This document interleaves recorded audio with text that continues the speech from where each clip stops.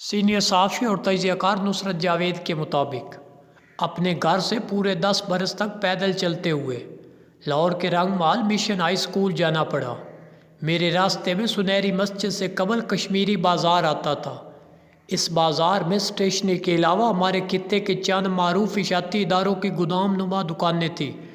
پنجاب کے نوائی قصبات سے کتب فروش ان کے یہاں کتابیں خریدا کرتے تھے۔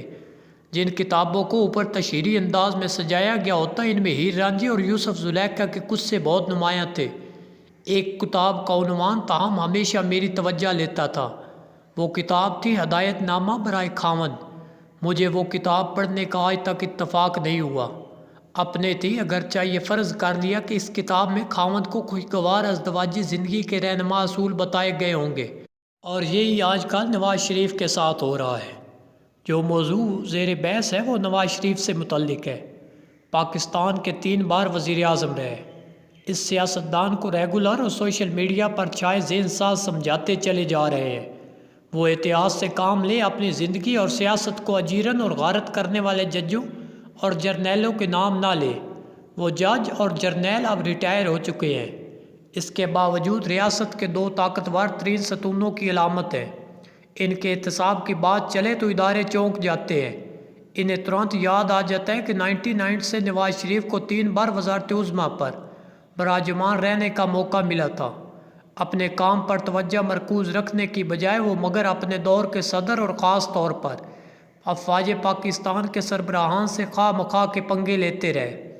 اسی باعث صدر اسحاق خان نے 1993 میں ان کی پہلی حکومت کو برطرف کر دیا۔ 1999 میں ان کی دوسری حکومت کے دوران حالات اس نیج پر پہنچ گئے۔ جنرل مشرف پاکستان میں چوتھا مارشل لا لگانے کو مجبور ہو گئے۔ نواز شریف نے اس کے باوجود پلٹ کر جھپٹنے کی عادت ترک نہ کی۔ ان کی تیسری حکومت کے دوران رحیل شریف کو نواز شریف نے چیف آف آرمی اسٹاف تعینات کیا۔ وہ انہیں بھی ناراض کر بیٹھے۔ وزیر اعظم کے رویے سے مایوس ہو کر عسکری قیادت لہٰذا عمران خان کی سرپرستی کو مجبور ہو گئی۔ انہوں نے جارحانہ سیاست سے شریف خاندان کی سیاست کے خلاف جو فضا بنائی، اس نے سپریم کورٹ کو بلا کر یہ قوت فراہم کی جو نواز شریف کی اطاعت نااہلی کا سبب بنی۔ وزارت عظمیٰ سے فارغ کر دیے جانے کے بعد نواز شریف کو احتساب عدالت نے بدعنوانی کے الزام کے تحت جیل بھجوا دیا تھا۔ وہ جیل میں تھے تو ان کی صحت تشویشناک حد تک بگڑ گئی۔ انہیں علاج کی خاطر جیل سے نکال کر پہلے ہاسپٹل اور پھر لندن بھیجنا پڑا۔ لندن میں تقریباً 4 سال گزارنے کے بعد وہ اگلے ماہ کی 21 تاریخ کو لاہور واپس لوٹ رہے ہیں۔ اپنی آمد سے چند دن قبل نواز شریف نے مسلم لیگ کے سرکردہ رہنماؤں اور کارکنوں کے لاہور میں ہوئے ایک اجتماع سے لندن میں بیٹھ کر بذریعہ زوم خطاب کیا۔ مذکورہ خطاب کے دوران اپنے حامیوں کا لہو گرمانے کو انہوں نے 4 سابق ججوں اور جرنیلوں کے نام لے کر انہیں کڑی تنقید کا نشانہ بنایا۔ جوش خطابت میں ایک ایسا نام بھی لے دیا جو ان دنوں سپریم کورٹ کے حاضر جج ہیں اور مستقبل کے چیف جسٹس بھی ہو سکتے ہیں۔ نواز شریف کے خطاب کی تفصیلات عوام کے روبرو آئیں تو شہباز شریف جو حال ہی میں لندن میں تقریباً 3 ہفتے قیام کے بعد وطن لوٹے تھے، لاہور میں محض چند گھنٹے گزارنے کے بعد گھبراہٹ میں برطانیہ کا ٹکٹ کٹوانے کو مجبور ہو گئے۔ میرے ذرائع کے مطابق مقتدر کہلاتی قوتوں کے اہم ترین پیغاموں نے لاہور اور گوجرانوالہ کے درمیان ایک مقام پر شہباز صاحب سے تفصیلی ملاقات کی تھی۔ اس دوران انہیں بتایا گیا کہ اپنی حالیہ خطاب کی بدولت نواز شریف وہ پرانی روایات دہرا رہے ہیں۔ قصہ مختصر، وہ ماضی کی تلخ باتیں بھلا کر کشادہ دلی سے آگے بڑھنے کو آمادہ نظر نہیں آ رہے۔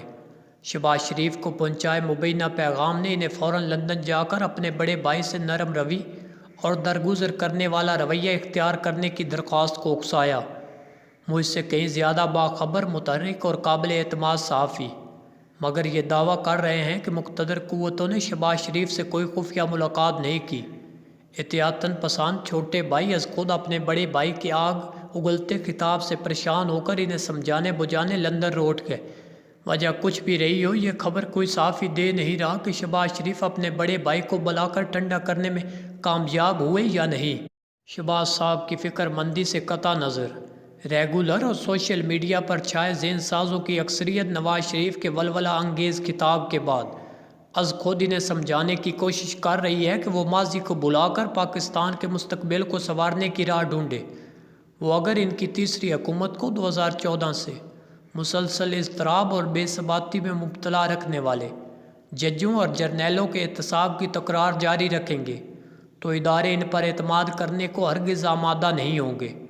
نواز شریف کو دیے مشوروں نے مجھے نہ جانے کیوں ہدایت نامہ برائے خاوند کا عنوان اور کشمیری بازار سے گزر کر سنہری مسجد کے پہلو میں واقع برتنوں والے بازار سے ہوتے بچپن میں سکول جانا یاد دلانا شروع کر دیا۔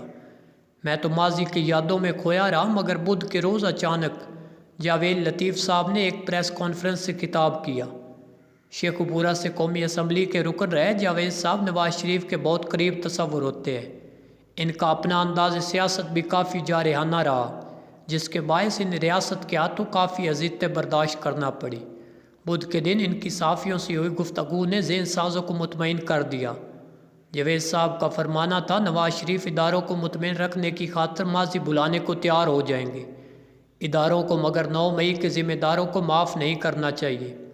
جاوید لطیف اپنی پریس کانفرنس میں ماضی بلانے کے بدلے اداروں سے کیا طلب کر رہے تھے اسے یکسر نظر انداز کرتے ہوئے ریگولر اور سوشل میڈیا پر چھائے ذہن ساز اصرار کر رہے ہیں کہ جاوید لطیف کے ذریعے نواز شریف نے نیک چال چلن کی ضمانت فراہم کر دی ہے۔ یہ ضمانت فراہم نہ ہوتی تو ادارے تحریک انصاف کے ساتھ قابل عمل سمجھوتے کی راہ ڈھونڈنے کو آمادہ تھے۔ وہ راہ بن جاتی تو نواز شریف لاہور ایئرپورٹ اترتے ہی ایک بار پھر جولائی 2018 کی طرح گرفتار کر کے سیدھے جیل بھجوا دیے جاتے۔ ان کے والہانہ استقبال کی تیاریاں دھری کی دھری رہ جاتی۔ قصہ مختصر، ریگولر اور سوشل میڈیا پر چھائے ذہن سازوں کا ہدایت نامہ برائے خاوند نواز شریف کو سمجھانے بجھانے میں نظر بظاہر کامیاب ہوا دکھائی دے رہا ہے۔